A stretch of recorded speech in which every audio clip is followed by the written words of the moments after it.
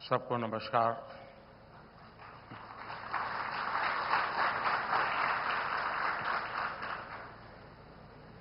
Republic team के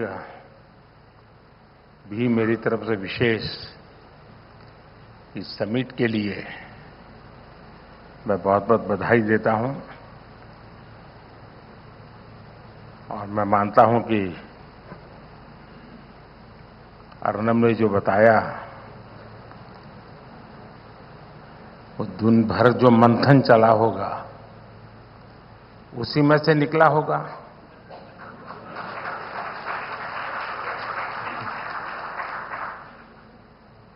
और मैं आने से पहले पानी इसलिए पिया कि इतना सारा मैं पचा पाऊंगा कि नहीं पचा पाऊंगा।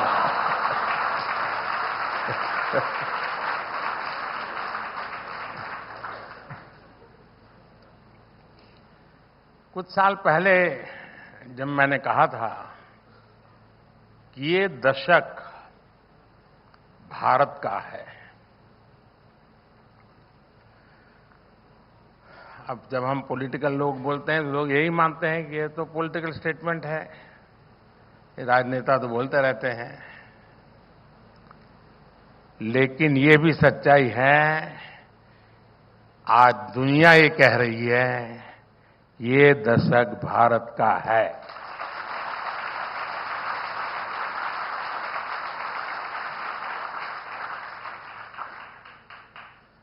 और मुझे खुशी है कि आपने एक कदम और आगे बढ़कर अब भारत द नेक्स्ट डेकेड पर चर्चा शुरू कर दी है। ये दशक विकसित भारत के सपनों को पूरा करने का एक अहम दशक है और मैं मानता हूं कि जो भी जिसको इन्फ्लुएंस कर सकता है, कोई भी पॉलिटिकल आइडियोलॉजी हो, कितने ही ऑपोजिशन ख्याल रखते हो, लेकिन ये कहने में क्या जाता है कि भाई ये 10 साल काम करने जैसे हैं, उसमें क्या जाता है। लेकिन कुछ लोग इतनी निराशा की गर्त में डूबे हुए हैं कि उनके लिए न ये सोचना, न ये सुनना और न ही ये बोलना बड़ा मुश्किल हो गया है। कुछ लोग खास हंसी शेयर कर रहे हैं। तो स्वाभाविक है कि मेरी बात सही जगह पे पहुंच गई है।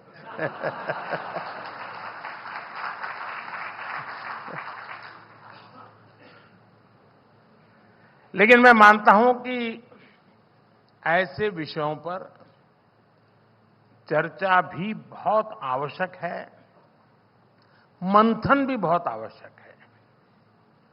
लेकिन साथियों, जिस दशक में हम अभी है,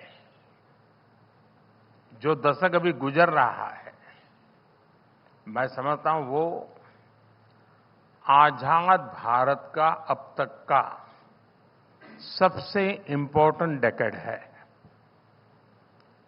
और इसलिए ही लाल किले से मैंने कहा था यही समय है, सही समय है।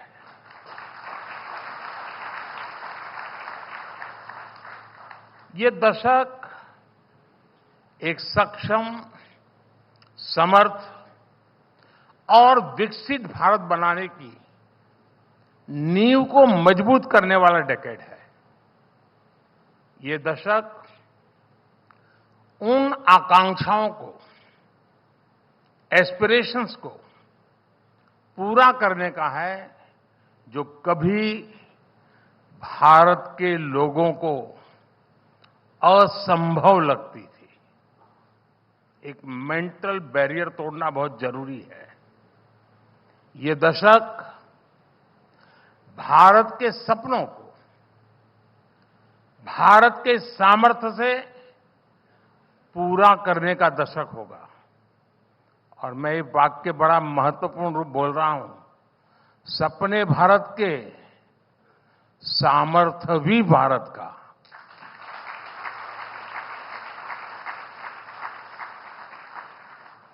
अगला दशक शुरू होने से पहले हम भारत को विश्व की तीसरी सबसे बड़ी इकोनॉमी बनते देखेंगे।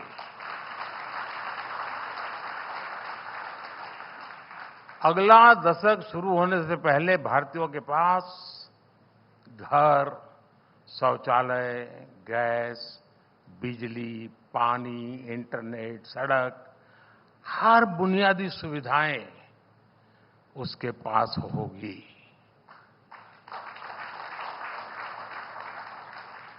ये दशक भारत में वर्ल्ड क्लास एक्सप्रेसवे,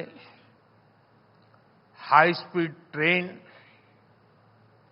देशव्यापी वाटरवेज नेटवर्क, ऐसी अनेक इंफ्रास्ट्रक्चर की आधुनिकतम चीजों के निर्माण का दशक होगा।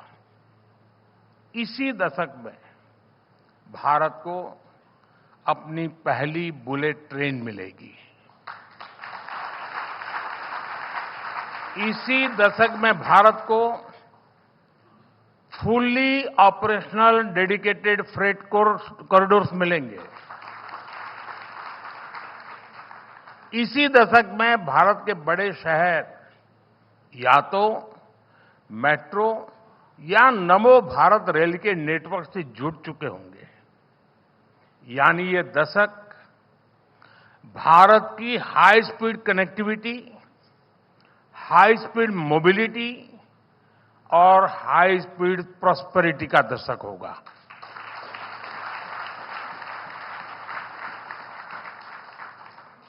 साथियों, आप भी जानते हैं ये समय वैश्विक अनिश्चितताओं और अस्थिरता का समय है और एक्सपर्ट्स कह रहे हैं कि सेकेंड वर्ल्ड वॉर के बाद ये सबसे अधिक अस्थिर समय अनुभव हो रहा है।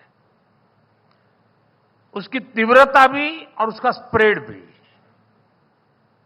पूरी दुनिया में कई सरकारों को सत्ता विरोधी लहर का सामना करना पड़ रहा है, लेकिन इन सब के बीच भारत एक सशक्त लोकतंत्र के रूप में विश्वास की किरण बना हुआ है। मैं आशा की किरण नहीं कह रहा हूं, मैं विश्वास की किरण बहुत जिम्मेवारी के साथ बोल रहा हूं। और ये स्थितियां तब है जब हमने देश में बहुत सारे रिफॉर्म्स भी किए हैं। भारत ने ये साबित किया है कि गुड इकोनॉमिक्स के साथ ही गुड पॉलिटिक्स भी हो सकती है। साथियों, आज एक वैश्विक जिज्ञासा, ग्लोबल क्यूरियोसिटी है कि भारत ने ये कैसे किया। ये इसलिए हुआ क्योंकि हमेशा सिक्के के किसी भी पहलू को नजरअंदाज नहीं किया। ये इसलिए हुआ क्योंकि हमने देश की जरूरतें भी पूरी की और सपने भी पूरे किए। ये इसलिए हुआ क्योंकि हमने समृद्धि पर भी ध्यान दिया और सशक्तिकरण पर भी काम किया। जैसे हमने कॉरपोरेट टैक्स में रिकॉर्ड कमी की, लेकिन हमने ये भी सुनिश्चित किया कि पर्सनल इनकम पर भी टैक्स कम से कम हो। आज हम हाईवे, रेलवे, एयरवे, वाटरवे के निर्माण पर रिकॉर्ड इन्वेस्ट कर रहे हैं, लेकिन साथ ही हम गरीबों के लिए करोड़ों घर भी बनवा रहे हैं। उन्हें मुफ्त इलाज, मुफ्त राशन की सुविधा दे रहे हैं। हमने मेक इन इंडिया की पीएलआई स्कीम्स में छूट दी तो किसानों को बीमा से सुरक्षा और आय बढ़ाने के साधन भी दिए हैं। हम टेक्नोलॉजी और इनोवेशन पर बड़ा इन्वेस्ट कर रहे हैं, लेकिन इसके साथ हमने युवाओं के स्किल डेवलपमेंट पर भी हजारों करोड़ रुपए खर्च किए हैं। साथियों, आजादी के बाद के दशकों में भारत का बहुत समय उसे गलत दिशा में ले जाने में गंवा दिया गया।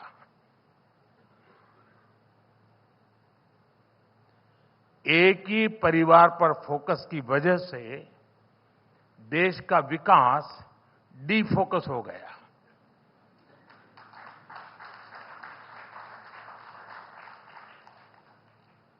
मैं इसके विस्तार में नहीं जाना चाह रहा, लेकिन आप ये मानेंगे कि विकसित भारत बनाने के लिए हमने अपने खोए हुए समय को भी रिकवर करना होगा। इसके लिए अभूतपूर्व स्केल और अभूतपूर्व स्पीड पर काम करना होगा। आज आप भारत में हर तरफ यही होता देख रहे होंगे। मैं जब गुजरात में था तो मैं उस समय पब्लिकली चुनौती देता था कि किसी भी दिशा में 25 किलोमीटर जाइए, आपको कोई न कोई डेवलपमेंट का, इंफ्रास्ट्रक्चर का काम चलता हुआ नजर आएगा। किसी भी दिशा में 25 किलोमीटर कहीं से भी शुरू करो। मैं आज किलोमीटर की भाषा नहीं बोल रहा हूं, लेकिन मैं आज कह सकता हूं कि आप हिंदुस्तान के किसी भी क्षेत्र में आप अगर नजर करेंगे, कुछ न कुछ पहले से अच्छा हो रहा है।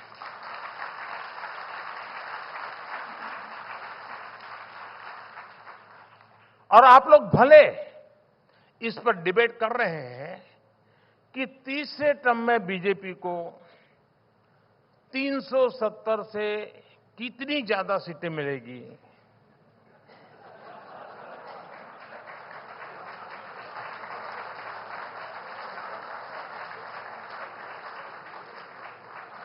मैं भी तो आप लोगों के बीच में रहता हूं ना।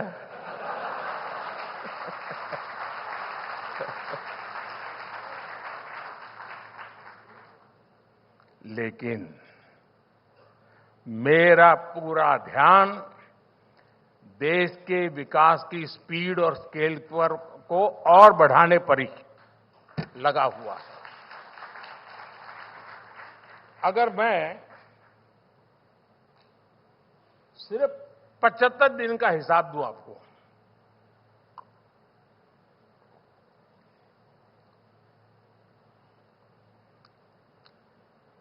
सिर्फ 75 दिन तो इनकी बात करूं, 75 डेज, तो रिपब्लिक के दर्शक भी हैरान हो जाएंगे, और मैं पक्का मानता हूं हैरान हो जाएंगे।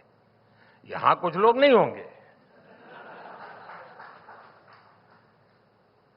देश में किस स्पीड पर काम हो रहा है। पिछले 75 डेज में मैंने करीब करीब 9 लाख करोड़ रुपए के प्रोजेक्ट का शिलान्यास और लोकार्पण किया है।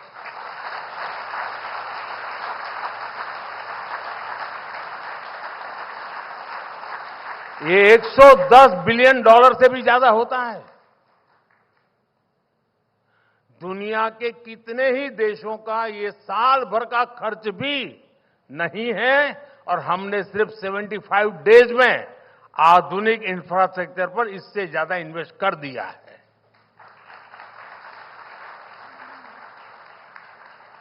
पिछले 75 दिन में देश में 7 नए एम्स का लोकार्पण हुआ है, 4 मेडिकल और nursing college, 6 national research lab शुरू हुई है, 3 आईआईएम, 10 आईआईटी, 5 एनआईटी के परमानेंट कैंपस या उनसे जुड़ी सुविधाओं का शिलान्यास और लोकार्पण हुआ है। 3 ट्रिपल आईटी, 2 आईसीआर और 10 सेंट्रल इंस्टीट्यूट का शिलान्यास और लोकार्पण हुआ है। स्पेस इंफ्रास्ट्रक्चर से जुड़ी 1800 करोड़ रुपए की परियोजनाओं का लोकार्पण किया गया है। इन्हीं 75 दिनों में 55 पावर प्रोजेक्ट्स का उद्घाटन या शिलान्यास हुआ है। काकरापार परमाणु ऊर्जा प्लांट के 2 नए रिएक्टर राष्ट्र को समर्पित किए गए हैं। कल्पकम में स्वदेशी फास्ट ब्रीडर रिएक्टर की कोर लोडिंग की शुरुआत हुई है और ये एक बहुत बड़ा रिवॉल्यूशनरी काम है। तेलंगाना में 1600 मेगावाट के थर्मल पावर प्लांट का लोकार्पण हुआ है। झारखंड में 1300 मेगावाट के थर्मल पावर प्लांट का लोकार्पण हुआ है। यूपी में 1600 मेगावाट के थर्मल पावर प्लांट का शिलान्यास हुआ है। यूपी में ही 300 मेगावाट के सोलर पावर प्लांट का शिलान्यास हुआ है। इसी कालखंड में यूपी में ही अल्ट्रा मेगा रिन्यूएबल पार्क का भी शिलान्यास हुआ है। हिमाचल में हाइड्रो पावर प्रोजेक्ट का शिलान्यास हुआ है। तमिलनाडु में देश के पहले green hydrogen fuel cell vessel को लॉन्च किया गया है। यूपी के मेरठ सिंभावली ट्रांसमिशन लाइन का उद्घाटन हुआ है। कर्नाटका के कोप्पल में विंड एनर्जी जोन के ट्रांसमिशन लाइसेंस का उद्घाटन किया गया है। इन्हीं 75 दिनों में भारत के सबसे लंबे केबल आधारित ब्रिज का लोकार्पण हुआ है। लक्षद्वीप तक अंडर सी ऑप्टिकल केबल के काम को लोकार्पण करके पूरा करके लोकार्पण किया गया है। देश के 550 से ज्यादा रेलवे स्टेशनों को आधुनिक बनाने का काम शुरू हुआ है। 33 नई ट्रेनों को हरी झंडी दिखाई गई है। रोड ओवरब्रिज अंडरपास की 1500 से ज्यादा परियोजनाओं का शुभारंभ हुआ है। देश के 4 शहरों में मेट्रो से जुड़ी 7 परियोजनाओं का लोकार्पण किया गया है। कोलकाता को देश के पहले अंडर वाटर मेट्रो की सौगात मिली है। पोर्ट डेवलपमेंट की 10,000 करोड़ रुपए की 30 परियोजनाओं का लोकार्पण और शिलान्यास हुआ है। पिछले 75 दिनों में ही किसानों के लिए दुनिया की सबसे बड़ी स्टोरेज स्कीम शुरू हुई है। 18,000 कोऑपरेटिव के कंप्यूटराइजेशन के काम को पूरा कर दिया गया है। किसानों के बैंक खातों में 21,000 करोड़ रुपए से ज्यादा ट्रांसफर हुए हैं। और रिपब्लिक टीवी के दर्शकों को मैं याद दिला दूं कि ये वो प्रोजेक्ट हैं जिसमें मैं शामिल रहा हूं।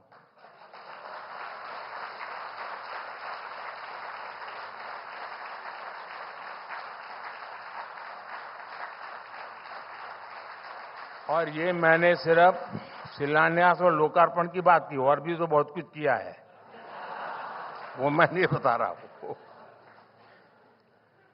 इसके अलावा मेरे सरकार के बाकी मंत्री, बीजेपी एनडीए की दूसरी सरकारों की लिस्ट अगर मैं बोलता जाऊंगा तो मैं नहीं मानता हूं आप सुबह की चाय का इंतजाम किया है कि नहीं किया है।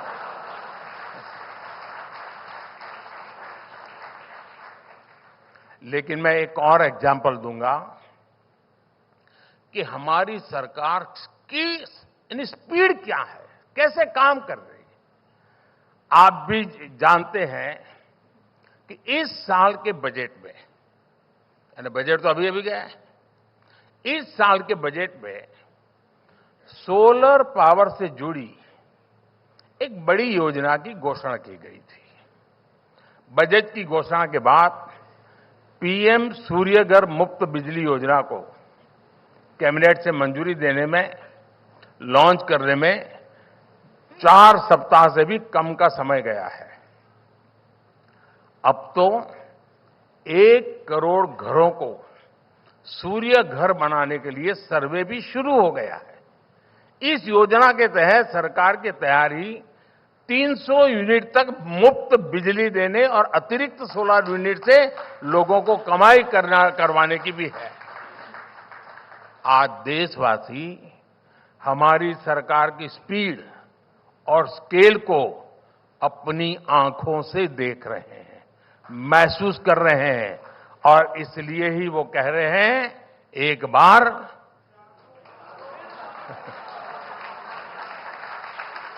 फिर एक बार। साथियों, अक्सर लोग मुझसे पूछते हैं कि आपके खिलाफ इतनी नेगेटिव कैंपेन चलाई जाती है, इतने हमले होते हैं, आपको फर्क नहीं पड़ता क्या? मैं उनको यही बोलता हूं कि अगर मैं इस नेगेटिव कैंपेन पर ध्यान देने लग गया तो फिर मुझे जो काम करने हैं वो रह जाएंगे।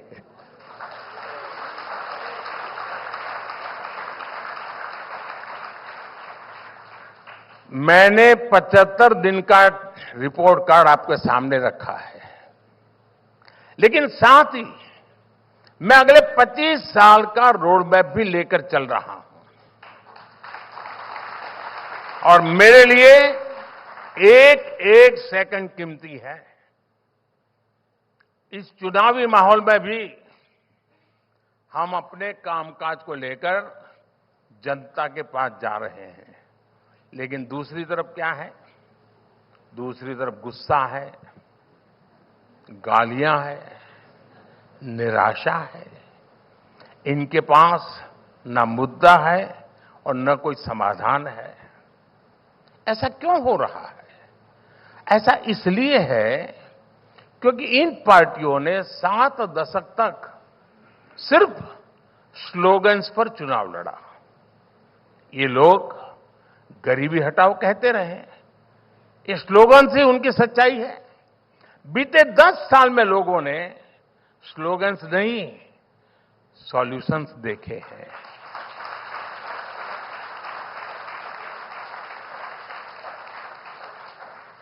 खाद्य सुरक्षा हो या खाद कारखानों को फिर से शुरू करना हो, लोगों को बिजली देनी हो या बॉर्डर इंफ्रास्ट्रक्चर को मजबूत करना हो, लोगों के लिए आवास योजना बनाने से लेकर आर्टिकल 370 को हटाने तक हमारी सरकार ने सारी प्राथमिकताओं को एक साथ लेकर काम किया है। साथियों, रिपब्लिक टीवी का सवालों के साथ बहुत पुराना रिश्ता रहा है। Nation wants to no.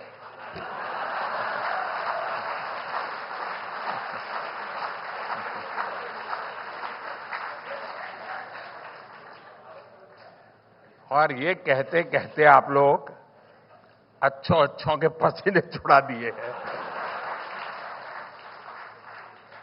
पहले देश में सवाल होता था कि आज देश कहां है, देश किस हालत में है। लेकिन देखिए, बीते 10 वर्षों में ये सवाल कैसे बदल गए हैं। 10 साल पहले लोग बोलते थे, हमारी इकोनॉमी का अब क्या होगा।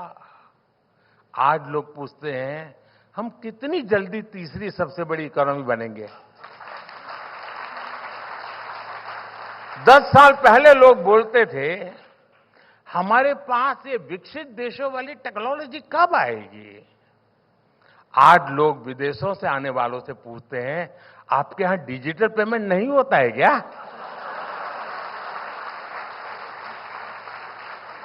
10 साल पहले लोग नौजवानों से कहते थे, नौकरी नहीं मिलेगी तो क्या करोगे। आज लोग नौजवानों से पूछते हैं, तुम्हारा स्टार्टअप कैसा चल रहा है। 10 साल पहले एनालिस्ट पूछते थे, इतनी महंगाई क्यों है। आज यही लोग पूछते हैं, पूरी दुनिया के संकट के बाद भी भारत में महंगाई नियंत्रण कैसे है।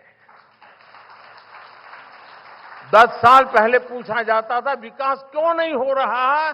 आज पूछा जाता है, आखिर हम इतनी तेजी से विकास कर कैसे रहे हैं। पहले लोग पूछते थे, अब कौन सा घोटाला निकला। आज पूछा जाता है, अब कौन से घोटालेबाज पर कार्रवाई हुई।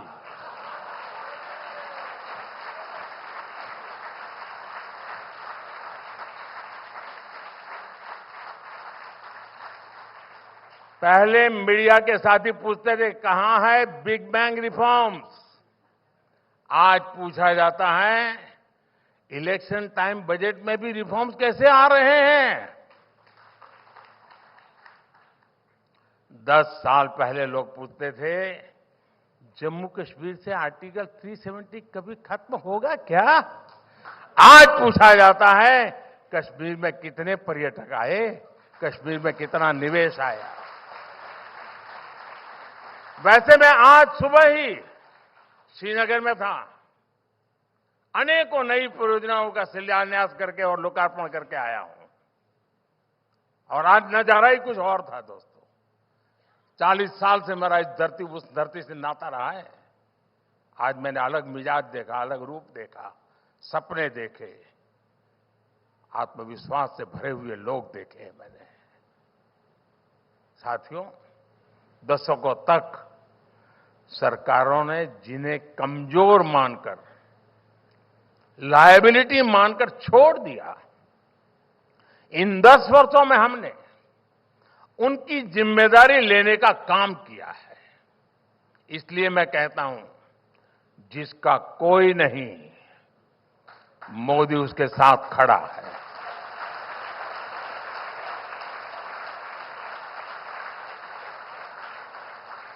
आप एस्पिरेशनल डिस्ट्रिक्ट का उदाहरण लीजिए। वर्षों तक इन जिलों को, यहां रहने वाले करोड़ों देशवासियों को पिछड़ा बताकर भाग्य के भरोसे छोड़ दिया गया था। ये पिछड़ा इलाका है। हमारी सरकार ने न सिर्फ सोच बदली, बल्कि अप्रोच भी बदला और साथ साथ उनका भाग्य भी बदला। इसी तरह हमारे बॉर्डर किनारे के जिले और वहां के रहने वालों की भी जिंदगी थी। पहले की सरकारों की नीति थी कि सीमा से सटे इलाकों का विकास ना हो। ऑफिशियल कहते थे विकास ना हो। इस नीति के कारण वहां रहने वाले लोगों को भी परेशानी होती थी, पलायन होता था। हमने वाइब्रेंट विलेजेस प्रोग्राम शुरू किया, जिससे कि लोग सशक्त हो और इलाकों की स्थितियां बदले। दिव्यांगों का उदाहरण देखिए। वर्षों तक इन पर किसी ने ध्यान नहीं दिया, क्योंकि वोट बैंक नहीं थे। हमने ना सिर्फ दिव्यांगों को हर क्षेत्र में प्राथमिकता दी, बल्कि लोगों की सोच भी बदली। आप हैरान हो जाएंगे जी, मैं कहूंगा ये ऑडियंस को तो शायद बेचैनी हो जाएगी। हमारे यहां राज्यों में लैंग्वेज अपने अपने तरीके से विकसित हुई, विविधता है, गर्व का विषय है। लेकिन हमारे जो स्पेशली एबल्ड लोग हैं, जिनको सुनने बोलने की दिक्कत है, उनके लिए साइनेजेस की जरूरत होती है। आप हैरान होंगे, हमारे देश में साइनेजेस भी अलग अलग प्रकार के चलते थे। अब मुझे बताइए कि दिल्ली का आदमी जयपुर जाए और सामने वाला दूसरी साइनेजेस से बात करेगा तो क्या होगा उसका? आजादी के इतने सालों के बाद मैंने उस काम को किया, कमेटी बिठाई, और आज पूरे देश में मेरे दिव्यांग जनों के लिए एक ही प्रकार के साइनेजेस पढ़ाए जाते हैं। बात छोटी लगेगी लोगों, लेकिन जब एक संवेदनशील सरकार होती है ना, तब उसकी सोच, उसका अप्रोच जमीन से जुड़ा हुआ होता है, जड़ों से जुड़ा हुआ होता है और जनों से जुड़ा हुआ होता है।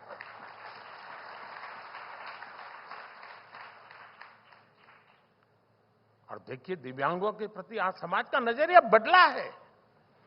पब्लिक इंफ्रास्ट्रक्चर का निर्माण तक दिव्यांगों के हिसाब से अब बनना, आर्किटेक्चर्स जो होते हैं वो भी डिजाइन करते समय दिव्यांग के लिए बना करके ले आ रहा है।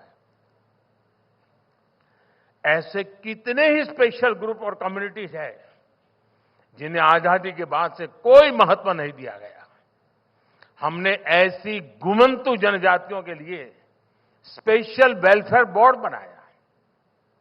किसी ने भी हमारे लाखों रेहड़ी पटरी वाले दुकानदारों के बारे में नहीं सोचा, लेकिन कोरोना के समय हमारी सरकार ने इनके लिए पीएम स्वनिधि योजना बनाई। किसी ने भी हमारे उन स्किल्ड कलाकारों की परवाह नहीं की जिन्हें आज हम विश्वकर्मा कहते हैं। हमने ये सुनिश्चित किया कि इस वर्ग को स्किलिंग से फंडिंग तक किसी चीज की दिक्कत ना आए। इस पर केंद्र सरकार अब 13,000 करोड़ रुपए खर्च कर रही है। साथियों, रिपब्लिक टीवी की टीम जानती है कि हर उपलब्धि के पीछे मेहनत, विजन और संकल्पों की एक लंबी यात्रा होती है, जो अभी अर्नब ने भी थोड़ा बहुत ट्रेलर दिखाया हमको।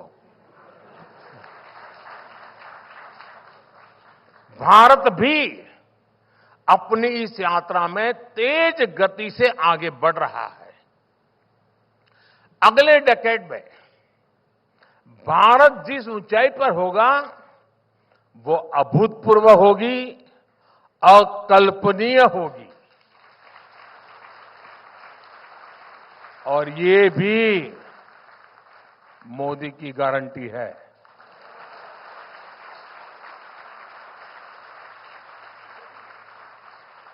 साथियों, मुझे अच्छा लगा आप भी एक ग्लोबल विजन को लेकर के आगे बढ़ रहे हैं, तो मुझे पक्का विश्वास है। लेकिन जो आपने कहा तो मैं विदाउट रॉयल्टी एक दो सुझाव दे दूं। कोई रॉयल्टी की जरूरत नहीं है मुझे। देखिए, आप राज्यों की जो चैनल बनाने के लिए सोच रहे हैं, एक के बाद एक करने जाएंगे तो मिल नहीं बैठेगा साहब।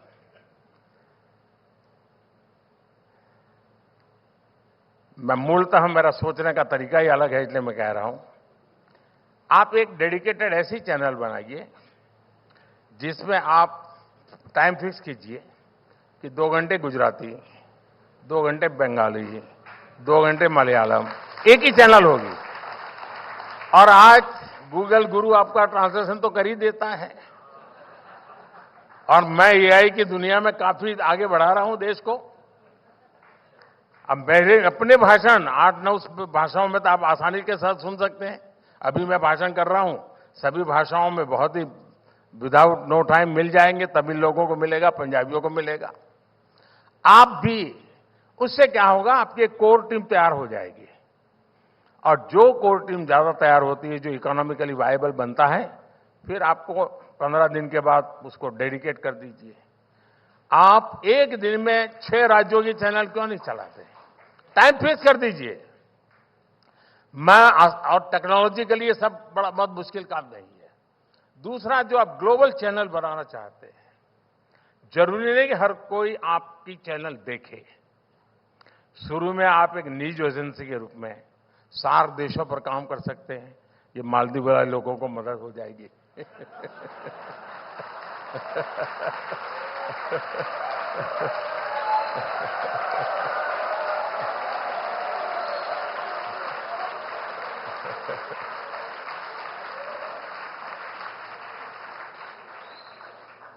नसीब मेरा बहुत पुराना दोस्त है, तो मैं उसे कुछ भी कह सकता हूं। लेकिन अगर आप 4 देशों में कम से कम, क्योंकि उन लोगों को इंडिया के न्यूज में इंटरेस्ट होता है 4 देशों में, उनकी लैंग्वेज एक प्रकार से, फिर बिम्स्टेक में चले जाइए। धीरे धीरे मैं समझता हूं। लेकिन ये काम ऐसा नहीं होता साहब कि इस 5 साल में मनरेगा करूंगा, फिर 5 साल तक मनरेगा के ढोल पिटूंगा। देश ऐसे नहीं चलता है जी। देश तेज गति से चलता है। देश को बहुत बड़े काम करने होते हैं। और मैं मानता हूं आपको तो चुनाव लड़ना नहीं है, अभी चिंता क्यों कर रहे हो? और मुझे लड़ना है तो भी मैं चिंता नहीं करता हूं।